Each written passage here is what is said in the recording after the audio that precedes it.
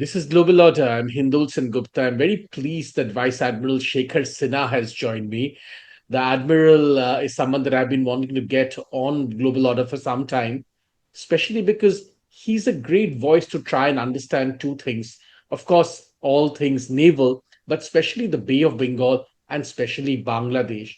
Now, I had first thought I will discuss some issues related to what happened with the Pakistani Navy, but news is superseding that topic at the moment. And I really want to discuss Bangladesh today because as the Admiral and I are beginning to speak, in Bangladesh, there's terrible tumult once again on the streets of Dhaka. There seems to be that one more major struggle might break out. The army is up in arms. Yunus, Mohammad Yunus, the interim advisor, so to speak, of the government, has threatened to resign. Lot of turmoil in Bangladesh. And therefore, it's a perfect moment to talk to Admiral Sinha. Admiral, welcome. Thank you, Hindol. Thank you for getting me on your show. I want to begin, sir, by talking to you a little bit about this very intriguing photograph that Taslima Nasreen, the noted Bangladeshi author who spent actually most of her life now in exile, put up today on social media, on X, showing American soldiers on the beaches of Cox's Bazar. Now, we of course know, you and I know, that there was a lot of controversy about control of Bangladeshi ports, even as Sheikh Hasina was departing, so to speak. What did you make of that photograph? Well, I think, as you rightly said, Bangladesh is in a big turmoil at the moment. And you also mentioned that Advisor Yunus has threatened to resign. In fact, he's under pressure to say that so that it should look a normal exit if at all he has to go. But he has been warned by the Chief of Army Staff, as far as I know, that he should get his act together or he should be ready to leave.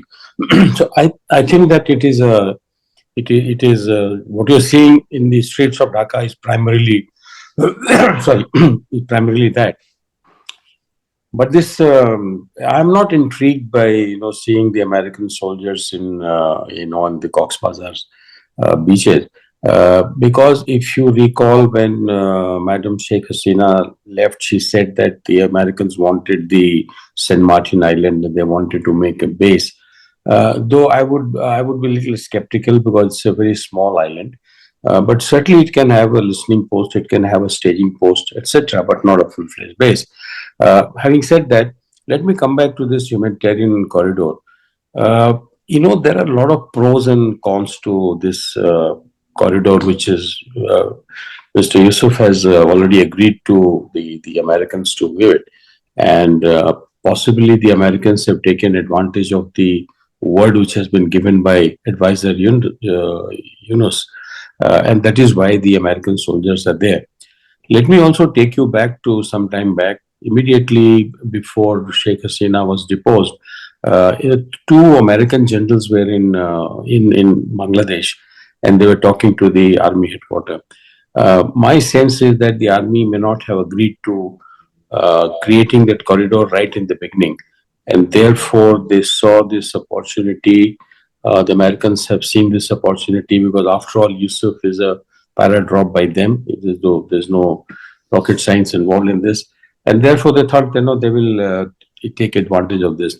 But my sense is that, this is not so much of humanitarian corridor, but it has a slightly longer repercussion on the geopolitical competition of China versus, US. If you see that if they join this corridor and, they say that they will get the Rohingyas back, and till such time that happens, they will provide, humanitarian assistance. All that is very fine. But it also gives the US a reason to remain in this area. They are very concerned that the Chinese have got a fair amount of foothold in Bangladesh. And in Myanmar, they are playing a very clever diplomatic game. The Chinese, they are also helping the military regime and also the some of the insurgent groups, particularly the ones who are closer to China-Myanmar border. So I think that we have to wait and see how it turns out.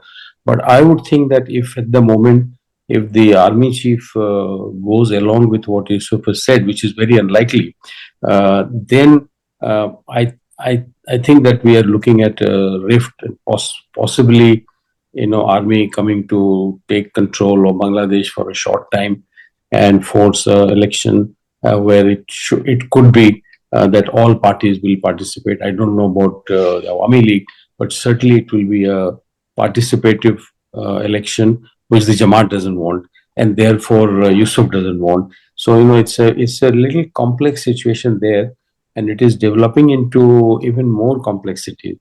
When Madam Sinha was deposed, I had just put up an write up in the first post where I had said that Bangladesh is going to become a new ground for a geopolitical contest. And this is what I had mentioned, that the Americans are not happy that the Chinese are friendly with Bangladesh government. They're also friendly to Myanmar. They already got their hold on the Chaptu port. They've got a pipeline running right up to Kunming.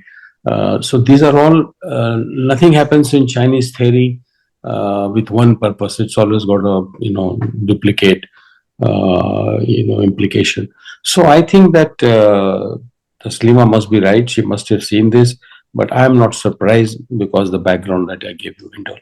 Let's talk a little about the background that you painted out, Admiral. One of the things that Sheikh Hasina, of course, talked about, control of the ports, including St. Martin's Island, Cox's Bazar, and so on and so forth, even as she was, in a sense, about to exit Bangladesh, as the streets in Bangladesh had already become extremely restive, with major support from Islamist elements, including the Jamaat, the Hifazat, and all these groups, along with, of course, an assorted group of students. But also, the other thing that she very vitally mentioned, Admiral, is that America is trying to carve out a sort of, in a sense, a Christian domain somewhere between, some land from Bangladesh, some land from the Indian Northeast, which carved out would give them a new territory and a new sort of watching post where China could be effectively countered. And she said that it's one of the reasons why she was being pushed out was because she was refusing to let this happen. Now, the coming up of this great Rakhine corridor, so to speak, has again triggered those fears because, like you said, all kinds of things can transpire in the name of this humanitarian corridor. Talk to me a little bit about, this connection between what Hasina said and what's going on at this point in time.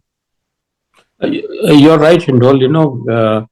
At that time, the article that I'm mentioning, I had also mentioned in that the Americans have been funding the church, which has got very large influence in that part of the Myanmar and also in Mizoram. And $75 million was actually budgeted in the US aid to, shall I say, protection of democracy. This is a very shady name which the American deep state uses. And most of that money actually goes to the church in, shall I say, influencing the Christian population in Mizoram and Northeast. Cookies, one very big fallout, and what is happening in Manipur. So this is a reality. She wasn't wrong. She was the head of state, and she would have certainly felt this. She would have certainly mentioned about this in some, shall I say, a confidential conversation which they may have had with the Americans or their own intelligence.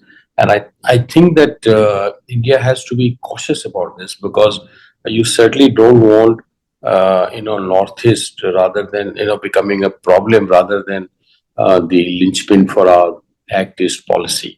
And we have a problem. And this also should be seen, the activity which is taking place in Lal Munirhat, where the airfield is being modified. As you know, the Siliguri corridor is just about 22-23 kilometers.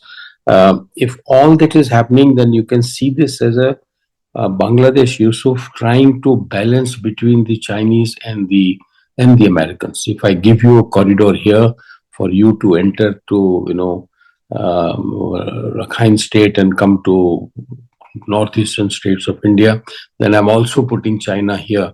So ultimate, uh, loss will be of Indian territory if at all it happens. Whereas he will manage to bless it both the Americans and the Chinese. Chinese will be more keen to jump into this because of their own relation with India and what happened in Doklam. And you know that the Doklam, the Chinese troops are nearby. Fortunately, the Indian troops are on a higher ground and they have a better view of the whole picture. But it can change.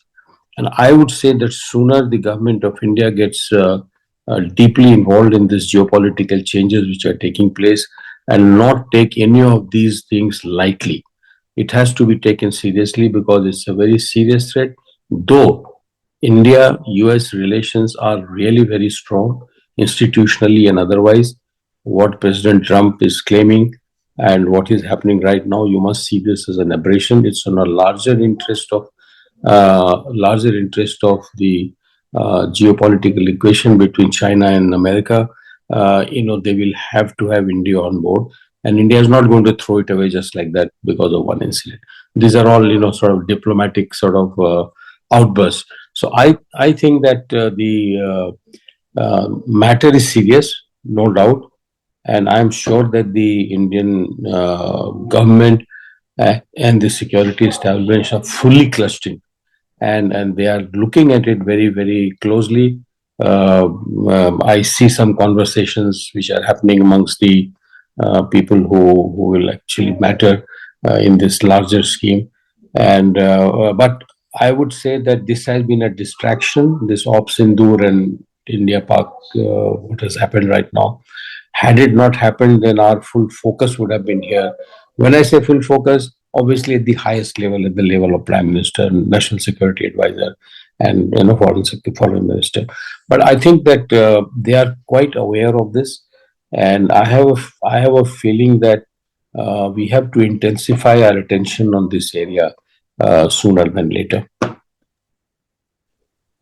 This is very, very interesting what you say. You know, many people believe, Admiral, and I wanted your opinion on this, that even as Operation Sindoor and the success of Operation Sindoor was just beginning to be known, the fact that India had directly hit many critical air bases, the fact that India had comprehensively defeated Chinese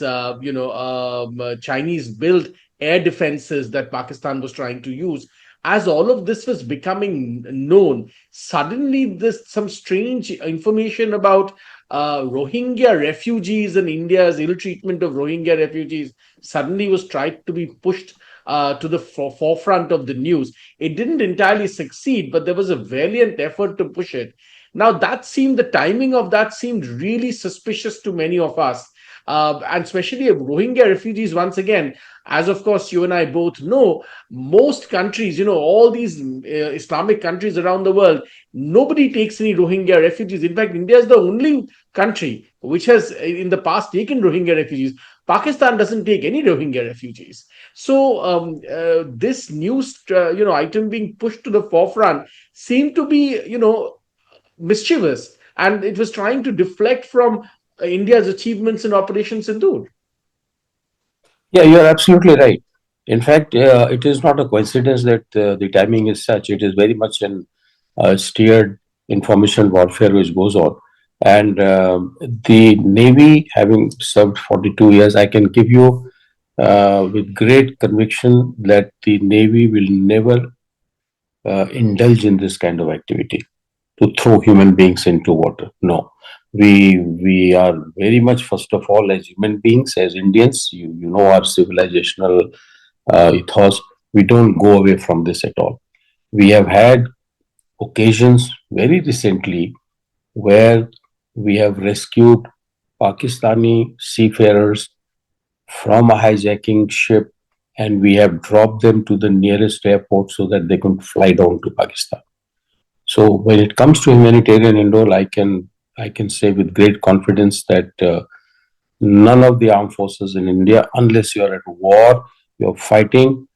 In any case, the Navy does not have any contact battle except for the Marine commandos. We are all from a distant warfare. So I would say that the timing, you are absolutely right, and it was being played, but it did not play out because apparently somebody has filed a case or somebody has filed a petition in the court, and I shouldn't be taking that name, but you know who it could be. And I believe that Navy has not made a statement of denial for this one reason because it is in the court. Otherwise, they were ready to come out with a statement that this is all false. There was no ship on that day in that particular area. In any case, it doesn't fall into our ethos that you go for humanitarian aid.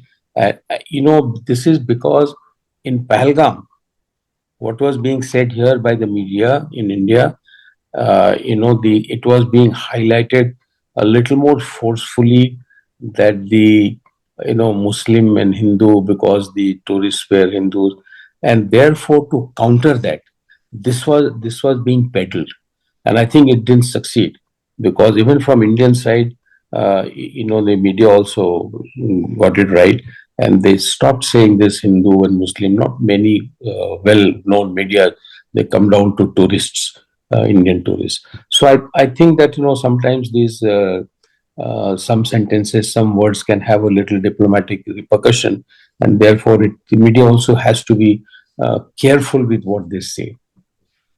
You're absolutely Yeah, right, Admiral. To many of us, I mean, we joined the dots, right? I mean, there was also an attempt by the Pakistanis from day one, ever since Asim Munir made that horrible speech, to really push this thing about Hindu-Muslim divide. But that India, put forward this in united front, all politicians speaking almost in one voice, no matter what yeah. faith they came from. Army personnel doing press conferences, no matter which faith they came from. All of this obviously didn't go down well, and therefore there was this attempt to introduce this new malicious agenda point, which thankfully backfired. But let's move on, and I want to talk a little bit, Admiral, about this entire issue of Mohammad Yunus.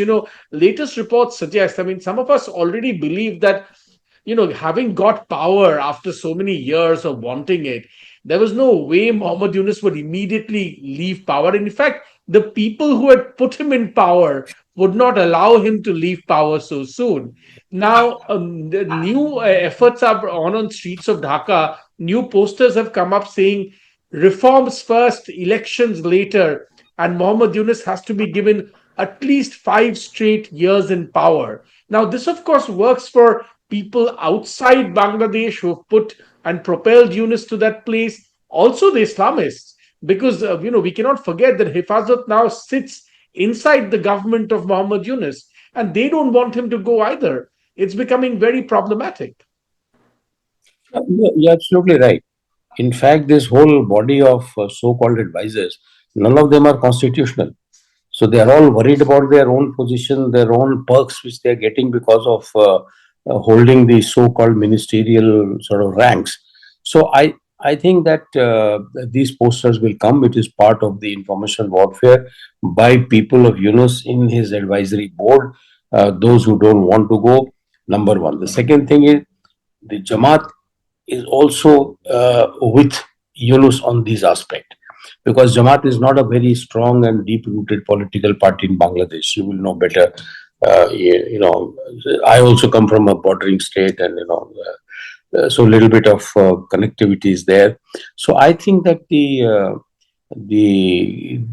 I would think that many people in his advisory board don't want this election, including the Jamaat, because it wants a little bit of time. Though it is deep rooted in the lives of Bangladeshi hardcore Islamists, but it is certainly not seen as a political party. It will be no challenge to BNP. If BNP comes out, they will win hands down in case the Awami League is not allowed to fight. So and the Jamaat, it doesn't get along very well with the BNP. That we must hoist. We are in contact with both these teams and Awami League at the moment.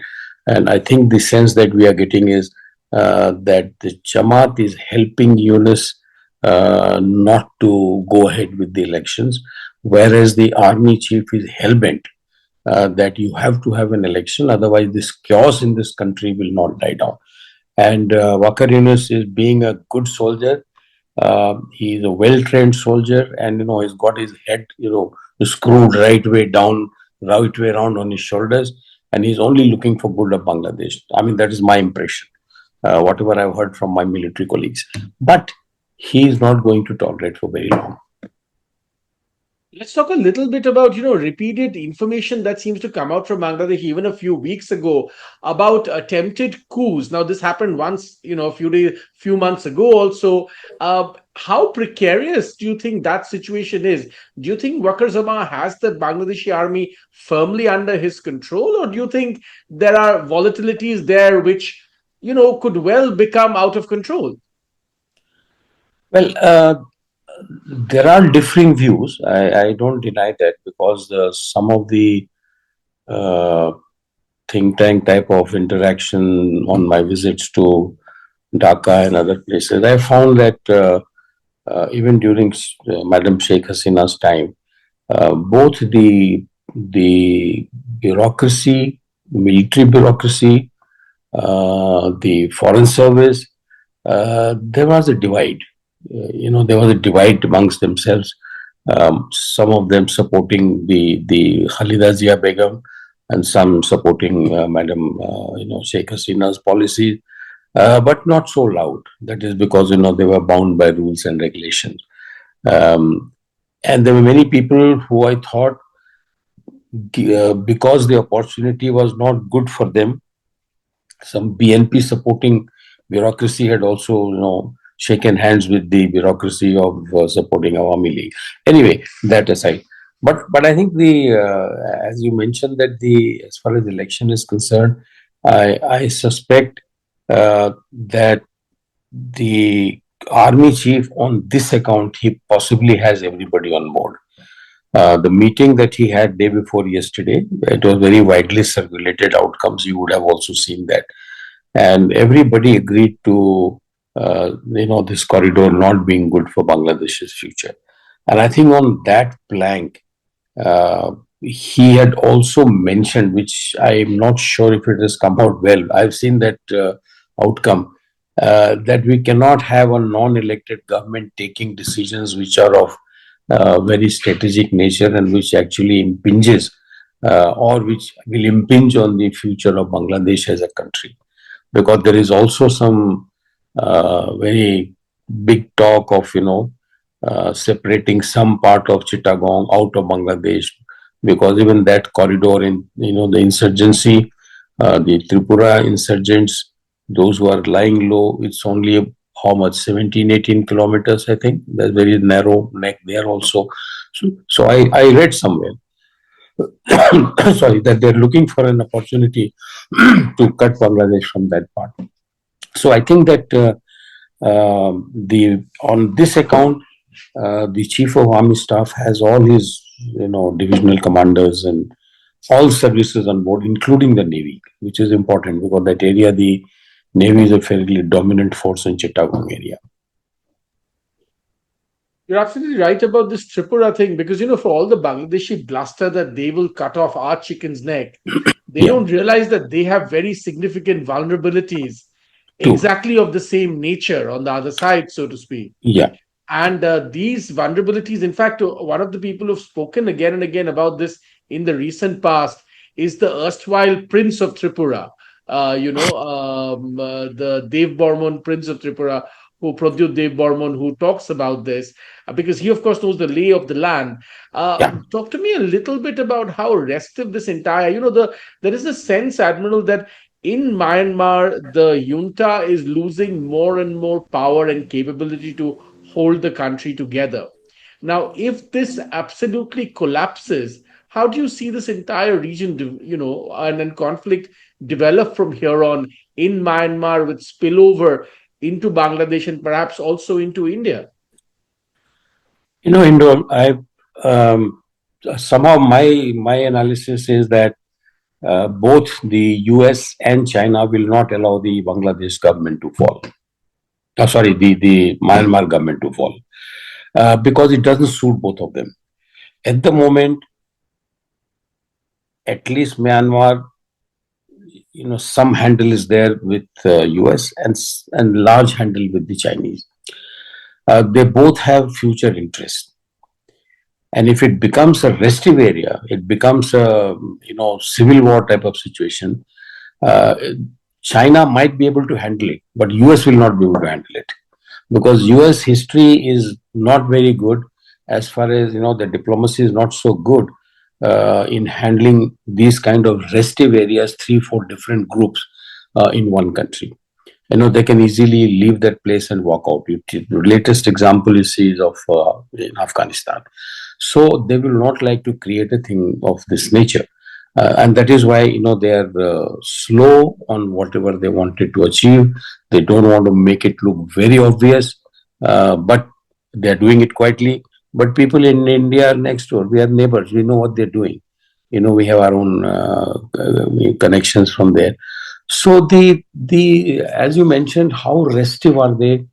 In Tripura, it's there's not so much of support to these guys in Myanmar or guys in Bangladesh.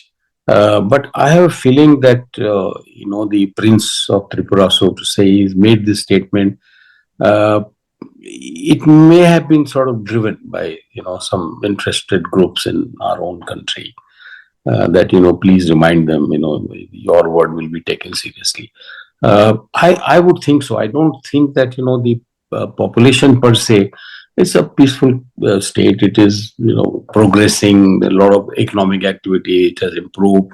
Even earlier, the king or the prince had a lot of influence on people, and he still has. There's no doubt about it, because of the historic sort of linkages with Mahabharat days and those kind of things.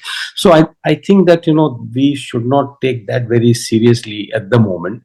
But as you rightly said, that yes, Bangladesh needs to realize that there is a if not chicken's neck, the chicken's leg is there also, which is as vulnerable, maybe more vulnerable. I think the that part to Bay of Bengal is only about 17 miles, if I remember the figure correctly, or 17 kilometers or miles. I don't. I mean, the figure is off my head, but that is less than much closer.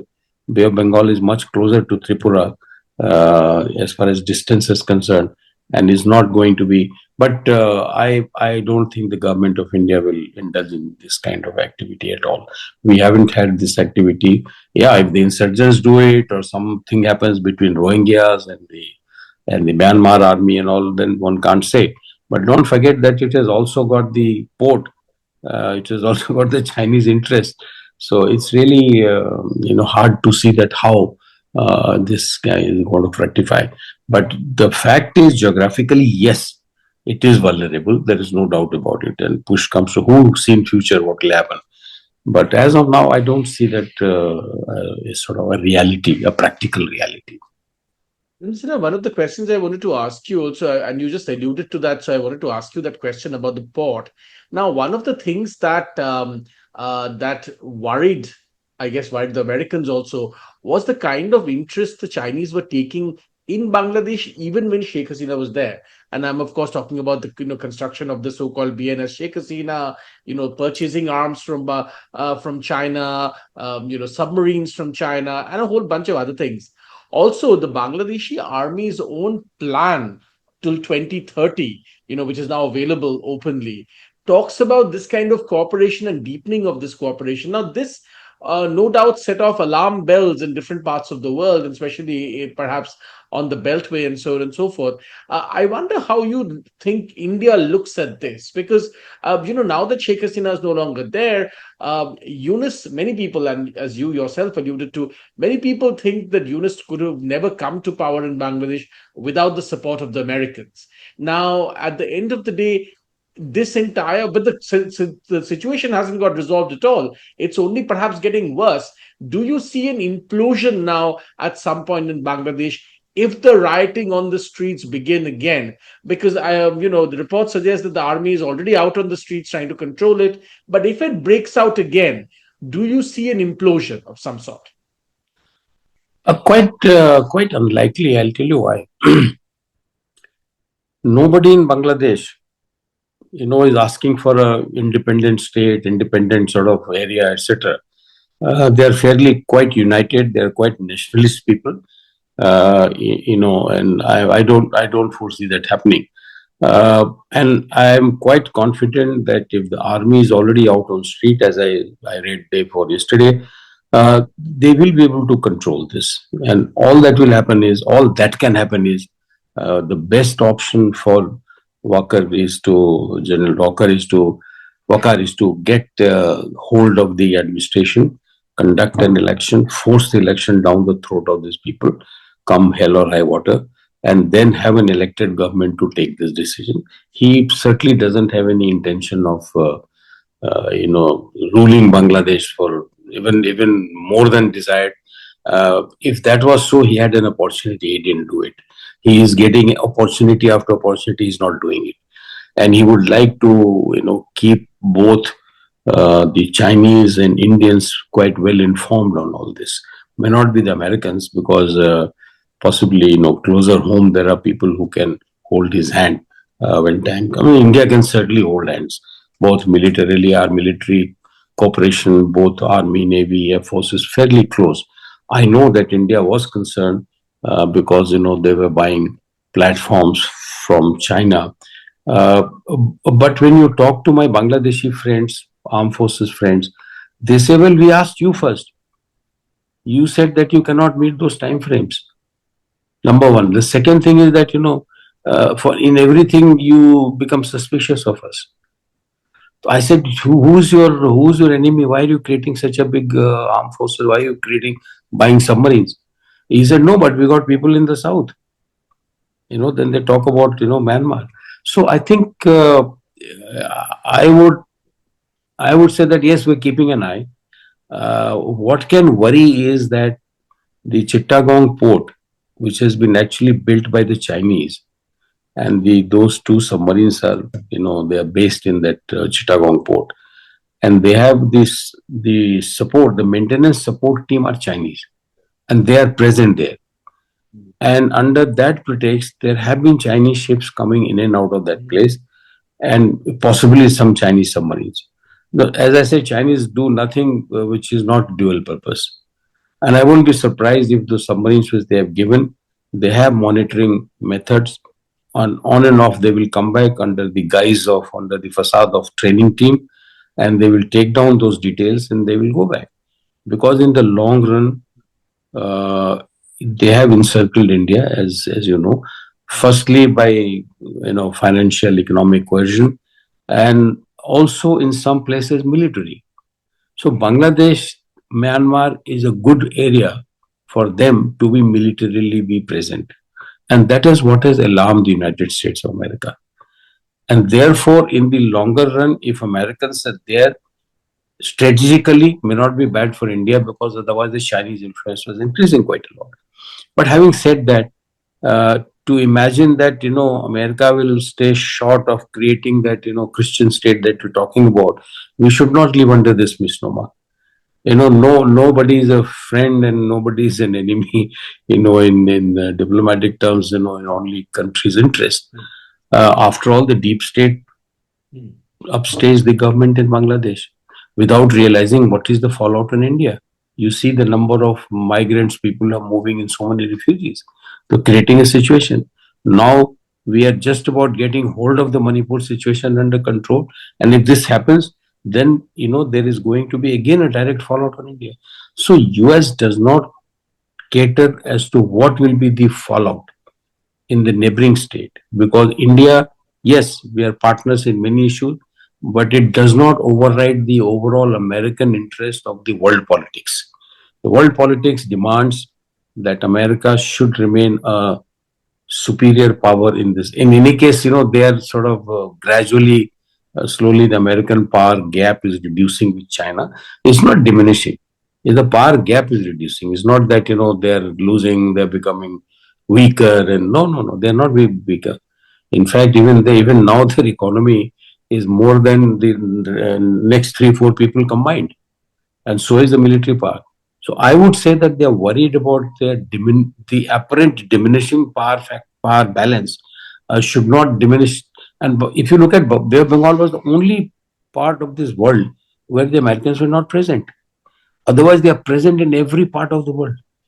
So I would think that their attempt to be here should not have a fallout on India's northeastern states. So that is one danger that we have. So I think that the General Walker will positively. He has a fair amount of hold on his armed forces, and they have liked his not interfering in the governance, but they've also liked that occasionally he goes and warns him.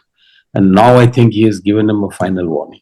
If you don't sort out, if you don't have election, and that is why you hear all this rumor, that rumor has been spread by Yunus people only, because they want to gain some public support, particularly from the Jamaat, not so much his own people. He hardly has any political base.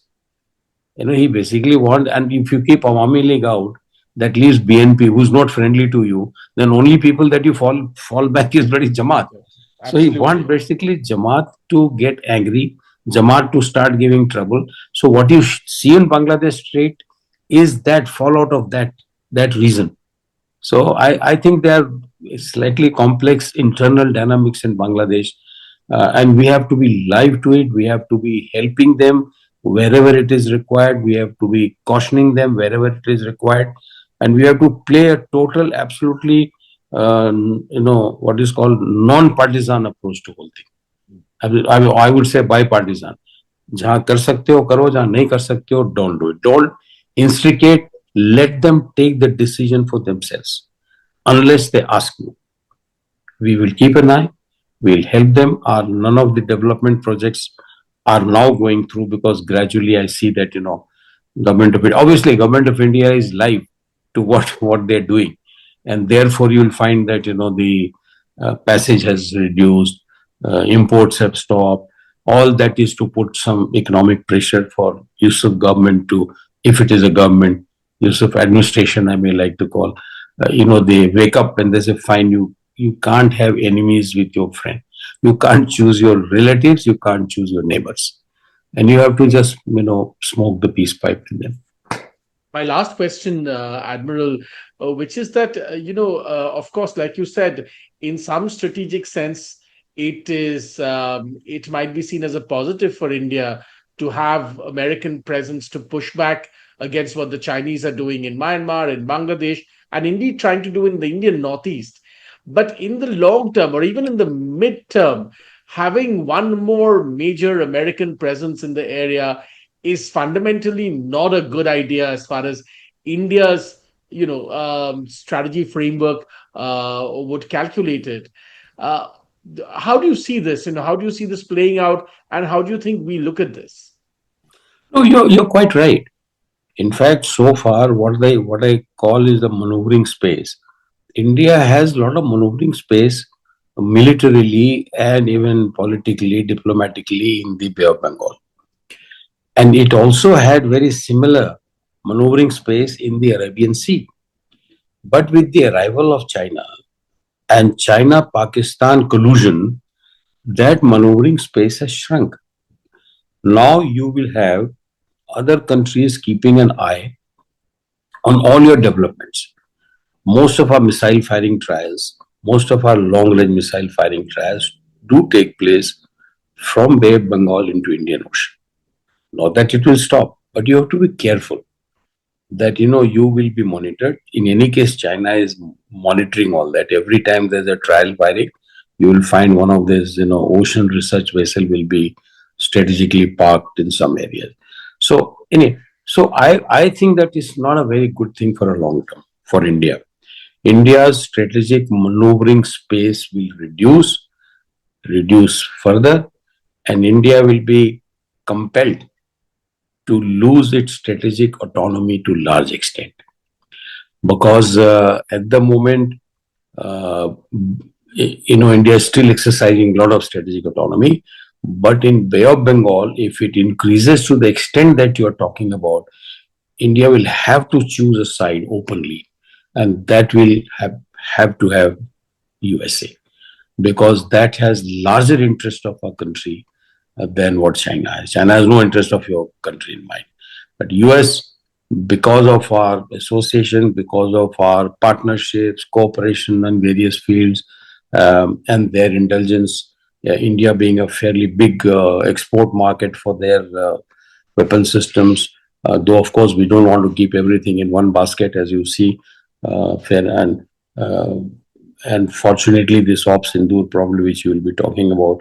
So I think in the long run, it's not a good thing because it will compel India to choose sides, which is not a good thing for country which has been professing the strategic autonomy all these days.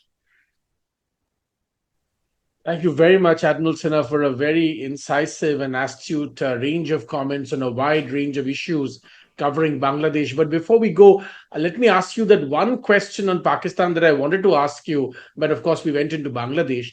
There were comments made by the Pakistani Navy about their capacity building because for a long time, in the 1971 war, India had bombed Karachi, and that created a huge impact on Pakistan. Now this time also there were talks about Indian warships, Indian submarines, whether where we place our second strike capability, all kinds of things related to naval issues as far as Pakistan is concerned. Now the Pakistani Navy came out and gave an entire statement saying that they had acquired all this sort of strategic depth to counter any Indian, attack. Talk to me a little bit about how you see this. How much of what you heard from the Pakistani Navy was bluster, and how much of it is genuinely true? You know, Hindol, I would say that what else can Pakistani Navy say? Because the point is, they are witnessing that in every war or every conflict, they are on the margins. Okay. And therefore, their capacity building has been the slowest. Obviously, because their biggest problem comes from their eastern border, which is India. And now, partly, from Afghanistan side, TTP, which is again domestic plus external. Balochistan, by and large, their own domestic. So the army obviously is a prime service, and its exposure to sea is along the Makran coast, which unfortunately is boxed by Indian Navy, and from the other side, the Americans who have got a fifth fleet in Bahrain. Now here, it is true that the Pakistan Navy is being capacity building is going on. And needless to say, all by China. They've got 3 frigates, some destroyers are likely to come. 8 submarines will be given. Out of that, I think one has already joined or commissioned. The second one is about to be commissioned. And ultimately, they will start assembling it in Karachi. I would say that as of now, Pakistan is not in that position where it can threaten the Indian naval presence. But in times to come, in next 6, 7, 8 years, it can happen. However, I noticed that the government of India has put a lot of energy and investment in the Navy, and they are also increasing their overall maritime power by means of Sagarmala ports, new roadways for decongestion of ports. But one thing I must tell you and let your viewers understand that a naval war is the last resort when the adversary seems to be getting better of you, or your pressure on your own people, the army and air force becomes high, because Navy has this inherent capability to shift the theater of warfare at will, place of their choosing, time of their choosing, and the movements can be very large. And for Pakistan to protect its entire, sea area is beyond its capacity. That is because they have They always thought Navy was not so dominant power. Navy was not required, except for buying some disruptive technology, buying some submarines and uh, from France, which is not there anymore. That's not operational. It can sail once in a way. So you're saying But none of the stuff that they were talking about, like, now we're able to affect sea denial to the Indian Navy and things like that. All of this is bluster there. see, they have got one or two Chinese submarines. And the older submarines, the submarine warfare has a lot of this blustering, as you using the right word.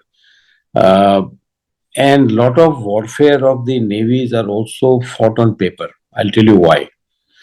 Let us say that you put two ships out at sea, just two, which may not be missile capable, and you declare, legally you have to declare that you will be carrying out firing practice, what is called the, like you have NOTAM. They also called NOTAMs here also, notices to mariners. And also it is backed with what is called a NAV area warning. Now, NAV area warning, for example, while we were deployed, our Navy was deployed, they issued a NAV area warning to say that Indian naval ships will be carrying out firing practice in area bounded by so and so coordinates. The ships, merchant ships, are to avoid this area either for transit or for berthing. If they do so, it will be at their own peril. Now, these are very strong words, but it is also true. If the missile firing, you will say you have told them, because in the world, at any one time, particularly in the Arabian Sea and Indian Ocean, that one had the opportunity to see, that 90% of the total traffic is all merchant traffic. It's only 10% are the warships. That is because this is a global commons. Everybody in the world is using the sea passage. The Indian Ocean is, at any time, about annual passage of through Malacca Strait alone is nearly 60,000 ships. So what you're talking about, that, you can't just go and start firing at anybody and everybody. Identification is a big problem. You can have a long range. How do you know you're not hitting a merchant ship? So there are ways. We have a very strong, robust maritime domain awareness, which the Pakistanis will get from Chinese. And we know which Chinese satellites are tracking our areas. And, there are methods to counter them. So I would think that while we cannot, write off completely, even if you have one submarine or two submarines and put it outside Bombay Harbor or somewhere underneath, and the Indian Navy ships or aircraft are not able to detect it, then you're asking for trouble. Every time the ship goes out or ship comes in, he is exposed to this threat. So that is why anti-submarine warfare is given so much of priority in the naval parlance. Before your fleet goes, you send helicopters to do dunking. You lower the sonar in shallow waters and keep monitoring hours before you sail. One submarine, one helicopter, two helicopters, and then you have little away from shore, you have this maritime patrol aircraft, which is also anti-submarine aircraft, the PATI. They drop the sonar buoys and they monitor if there are any underwater. But we are concerned because the Pak-China collusion. China will not participate directly, but who knows, they may have a pact that, okay, we will lease you a submarine during that time. We will lease your submarine which carries the nuclear missile. So that you will not get to know, and you will only surprise yourself. So these have to be factored in our planning. And I'm sure our naval hierarchy does it. All of us have done it. They will do it too. Very capable people. So I think that we should not take this. I would say we should be concerned and we should not get worried. Concern, plan for the worst. Always planning for the worst day. So I think that, firstly, the Pakistan Navy had to come up to make their presence felt, to get some part of the budget for their development as well. Because everything that China is giving now is all on a big loan. China doesn't do anything free of cost, which they will realize. And I have been writing, possibly if you have seen, I don't call it Pakistan, I call it Pakistan Autonomous Region of China. I call it PR of China. So nothing You're is right. theirs. You're right. Yes. Economy, in some places, the damn Become a currency is vassal also state, Chinese. so to speak. It's become a Yeah, vassal state. Yeah. yeah, it is an autonomous region now. It's hardly a state. That is the, you start a war before you start war. Somebody goes to meet Wang Yi. You finish that, your deputy prime minister goes to meet. Why did he go to meet? In fact, basically, he's telling him that your CPEC is secure. China is not interested in what you're doing with India. Hmm. Okay, you want something, we'll give it to you. But they want safety of CPEC. Correct. He would have assured him that don't worry, we have not allowed anything, CPEC is fine, etc., etc. And China will be least interested in solving India-Pakistan problem. Hmm. Least, because they know if that gets solved, the next thing will be Aksai Chin. Yeah. Next thing will be Karakoram. So, there is a very complex area. It's been made complex by Pakistan gifting that particular area to China. And in 1962, we losing that part. So, China will just maintain, support. Okay, you take this, I'll give you this, I'll give you the, you ironclad. He is ironclad for no other reason, not because he's fighting India. That is because he's supporting CPEC, which has got a larger geopolitical impact if it comes through. So now they've said they will extend it up to Afghanistan. So that is another some point to think about and discuss maybe some point in time. Absolutely. No doubt we'll have many more opportunities, sir, to discuss this as all these stories develop further. A lot of action happening in our restive region. But thank you very much, Vice Admiral Shekhar Sinha, for joining me today to talk about all of these issues, beginning with Bangladesh and ending with Pakistan, about all the issues that impact India's security. Thank you for your time. I really appreciate you taking off time to walk me through these. God bless you. Thank you very much for getting me on your show. Thank you, sir. Thank you very much. Thank you. Jai Hind. Jai.